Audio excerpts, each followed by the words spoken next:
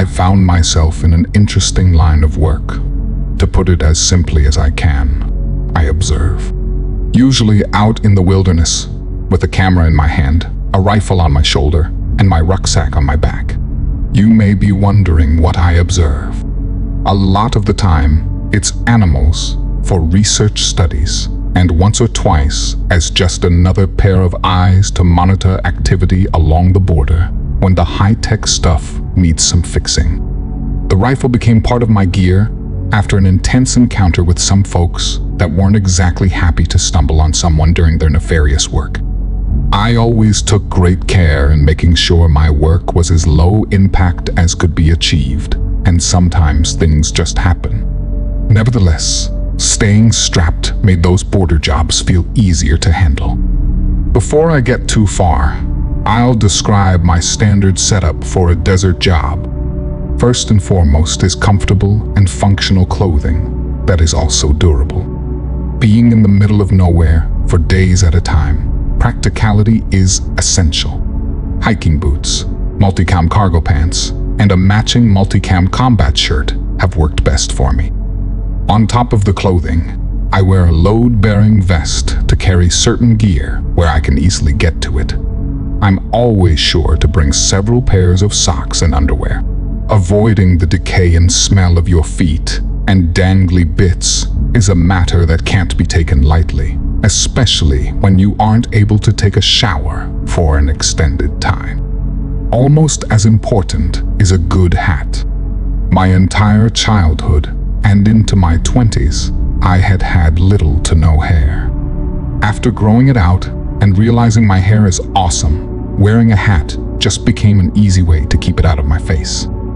My favorite hat is a camo baseball cap with a patch that says, "Because fuck you, that's why." Never leave home without it. The desert gets cold, so a beanie usually comes along as well. Work gloves for general use, and some thick ones for the cold. Some nice thermals also really helped for the particularly chilly times. After clothing comes the gear. My rifle is an AR-15 with a digital day and night vision scope. Lightweight, durable, effective. The ability to record video using the scope had helped on a few occasions. Being kinda paranoid, I always take the standard loadout. That means 7 magazines for the rifle and 4 mags for my pistol. 5.56 and 9mm are fairly light, and being in good shape made sure that weight never slowed me down. To go along with that is a few knives. A large Bowie knife hanging on my belt, a couple pocket knives, and a good multi-tool. In my first aid pouch is the usual stuff like band-aids, gauze, tape, and antibiotic ointment, as well as tourniquets. 1 tourniquet for each limb is the minimum. All the rest of what I carry is typical of an experienced camper. Fire starter, water purification straw, sharpening stone, a tiny folding stove that uses those little tea candles as a heat source, a waterproof bag to store my smelly clothes as I change them, so the stench remains hidden. There's a few of those hard plastic military canteens, along with a metal cup for boiling water. I'd say that small packets of instant coffee crystals are one of the most vital things to have.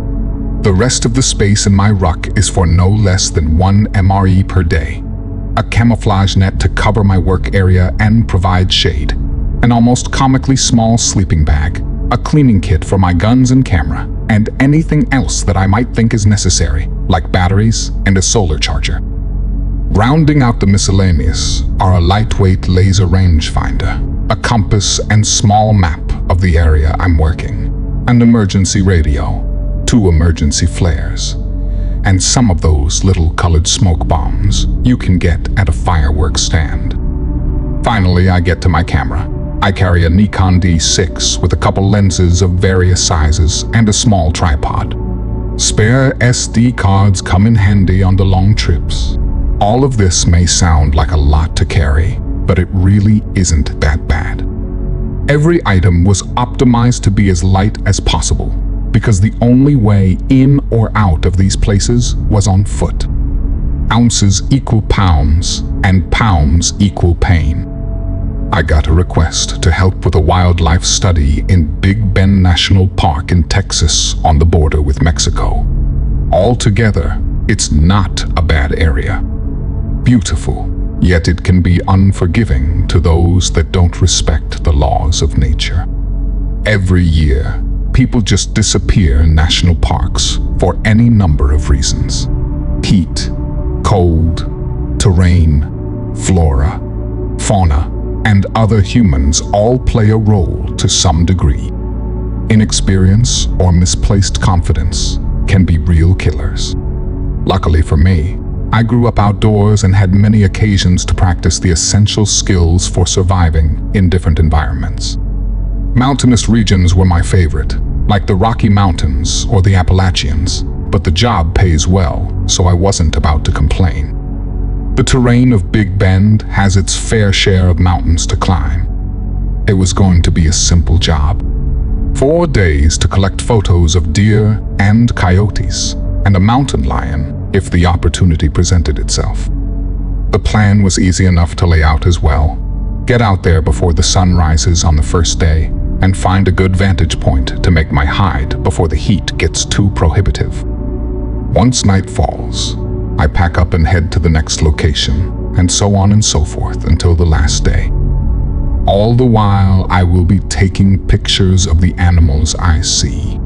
Being mobile at night meant avoiding the heat of the day, but also moving around when most of the animals are doing the same. It would be a walk in the park, national park that is. Knowing a lot of the park rangers gave me an advantage when choosing where I'd want to go, and they never hassled me about the things I brought along. Good people with an abundance of advice that the usual visitor might not get. The plan was to stick to the high ground for the best vantage points, and that meant using the many ridges that crisscross the area. Luckily, the first day went without any problems. After getting my bearings and heading to the first spot not too long after sunrise, I was settled and scanning for any and all wildlife. This time, after dawn, is when the majority of critters are heading back to wherever they call home, so they can bed down and rest after a night of whatever it is they do. There are exceptions, of course, but generally speaking, daylight means bedtime. For me, it was an excellent chance to see the animals at one of their more obvious times of activity. Positioning myself with my back to the east, away from the rising sun, helped to really highlight movement and keep track of who's doing what. This day would pass rather uneventfully, and by the time the sun was low in the west, I was ready to move to my next spot. It would take roughly 2 hours if I kept a good pace, based on the terrain. But nature has a way of not caring what your plans are. You'll get there when you get there. Upon reaching my new hide in the second ridge I had designated, and getting settled, I lit the little candle from my stove and began to heat some water for coffee. Sitting under the camo netting, I ate my MRE for the day, something akin to spaghetti for the main course, and I hit the jackpot with a pound cake for dessert. The sides would go back in my rucksack for snacking later. The ground was still warm after the heat of the day, as well as the wind. Beats freezing myself to the bone, so I just relaxed and enjoyed the relative silence. Periodically, I would activate the scope on my rifle and begin recording video as I scanned for anything interesting. The moonlight combined with the IR illuminator made the sight distance much larger than if I were only using the IR by itself. Somewhere beyond my sight, I could hear a pack of coyotes as they yelped and howled at each other, communicating for one reason or another. Probably hunting some deer or wild pigs. Those little suckers are nasty. The coyotes, I mean. But in my opinion, the pigs are worse by a few orders of magnitude. I'd rather run into a pack of coyotes any day of the week than have to deal with a sounder of hawks. At least the coyotes will try to avoid confrontation 90 times out of 100. However, the pigs don't share the same cowardice. Spending so much time in the wilderness, you learn to understand the sounds of nature. Mating calls, alerts to danger, or whatever the equivalent of chatting about the weather is, all have different tones and pitches that vary from species to species. The night went on as I scanned through my scope, hoping to see something of note while listening to the sounds of this coyote pack. Their barks and howls aren't nearly as chilling as hearing them come from wolves, but they were numerous. My best guess was maybe a dozen of them. I could hear them getting closer, but the sounds were carrying up from below, so I saw no need to worry. Keeping the high ground has the double benefit of safety and practicality when your job is to observe. After several more minutes, the pack had made their way almost directly under me, at the bottom of the ridge, and their noises nearly drowned out anything else. I say almost, because about 40 or 50 yards to my right, in a ravine that obscured my view, I heard rocks tumbling rapidly down the slope. They sounded rather heavy, so it caught my attention because whatever was causing them to move must have been incredibly strong. As I turned my rifle in the direction of the rocks, my eye was glued to the scope while I tried to see something, anything at all. A breeze wafted up the ridge and just happened to bring a peculiar smell toward me from the direction of the sounds. It smelled like wet dog with a hint of gnarly body odor. From what I could hear, I estimated there were at least 2 or 3 of whatever these were, and they moved extremely fast. I did my best to follow the sounds of rolling stones as it traveled down the ridge, and I never caught a glimpse. Even with the infrared illuminator on the scope to extend the range of what I could see, there was still nothing. It was at the bottom of the ridge that things got frightening. The coyote pack had become stationary, growling and barking in a defensive posture.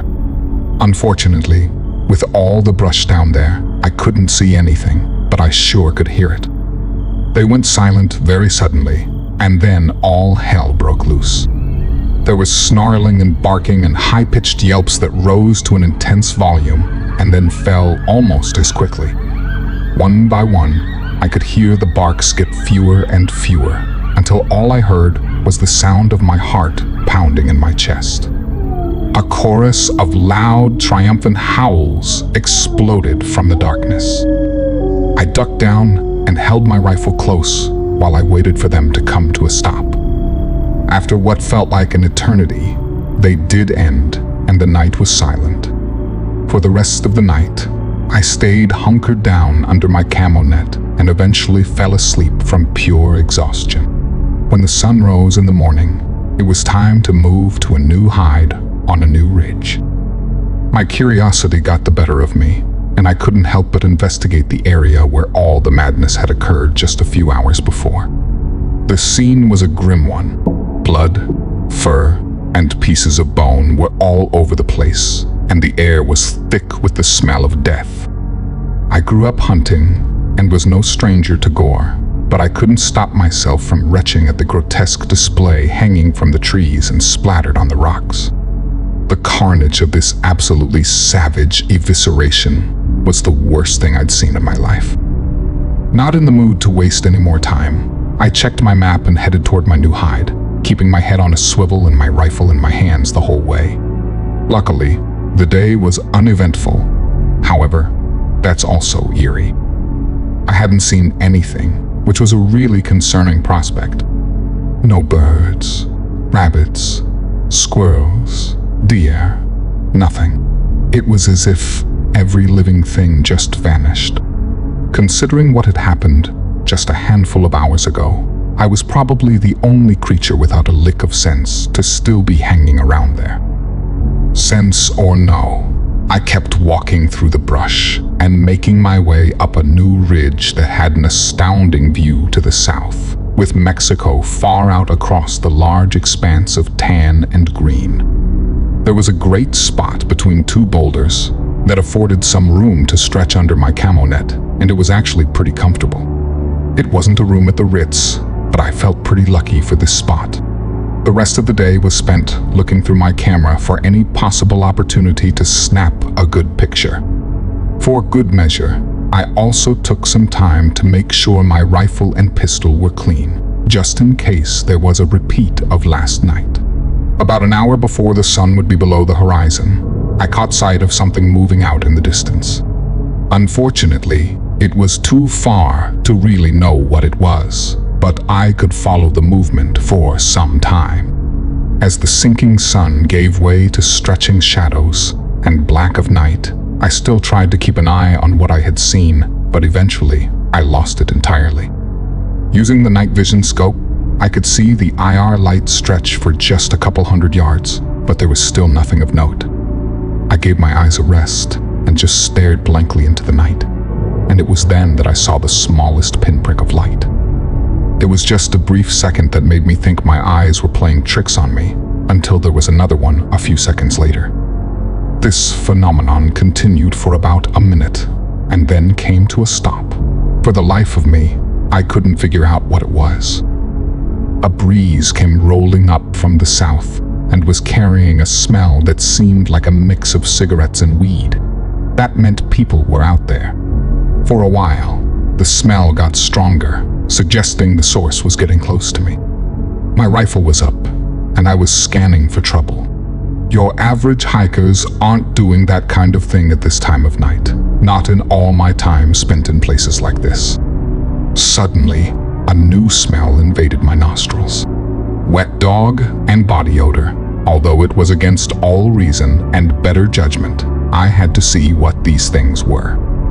I waited and listened for the sound of their movement, and sure enough, I heard the crashing of large bodies going through brush.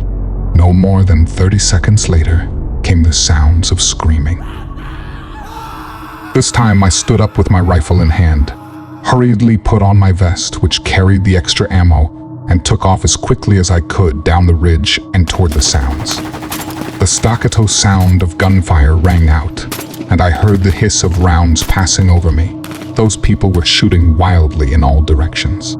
At the bottom of the ridge was a game trail that I was able to follow that was relatively clear and took me in the direction of the nightmare unfolding ahead.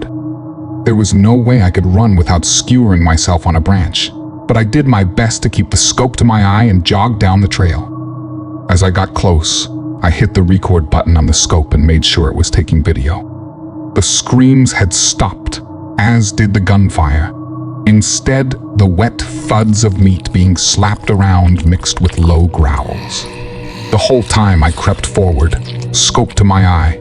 I kept telling myself I was an idiot for doing this, and I would probably be dead soon. At last, I had found the spot, and the thick smell of blood hit me like walking into a brick wall. Slowly, I breathed as I scanned back and forth. The growls had become quiet, but I just knew they were still there. I rounded a large bush when my scope flashed a warning that the SD card was full and the recording stopped. It was then that I finally saw them in a small clearing about 15 yards away. 3 of the biggest dogs I'd ever seen in my life. The hulking figures were crouched next to each other, staring intently toward me. My heart sank into my stomach. They were waiting for me, and I had no escape. My one thought was what my headstone might read. Here lies me, torn to shreds by giant dogs. I had nothing left to lose. We all knew I was dead. The rifle might help, but ultimately, anything would be useless. They seemed to be in no rush to kill me, like they were letting me be resigned to my fate. The one that I guessed was the alpha of their pack stood up, not on 4 legs, but 2. Just then, by divine intervention or cosmic joke, flashes began briefly lighting the sky. It was a meteor shower. I could now see them without the scope on my rifle. The other 2 stood now, and I could really get a good look now. The alpha was 8 feet tall, and the other 2 were about 7 feet tall. The alpha had dark fur that was speckled with silver and seemed to twinkle in the flashes. The others were dark, likely brown or black. We stared at each other for what felt like an eternity when I made a choice. Lifting the sling off my shoulder, I placed the rifle on the ground. This got their attention, with their ears twitching and noses wiggling. If I was dying, I wanted it to be memorable. Keeping my eyes locked on the alpha, I drew my Bowie knife and took a deep breath. It felt like I was watching myself do this. With that deep breath, I let out a roar that I never knew I could make. It was primal. The alpha stared and the others began to howl. They were flexing, their breathing getting heavier, probably psyching themselves up to charge and rip me apart. They looked at the alpha like they were asking permission, but they stayed where they were. The alpha straightened his posture and flexed, rippling muscle visible beneath his thick fur. He then made a sound, a huff, almost like an amused laugh. With 2 powerful steps, he came closer, and I did the same. Adrenaline was coursing through my body, and I prepared myself for what was sure to happen next.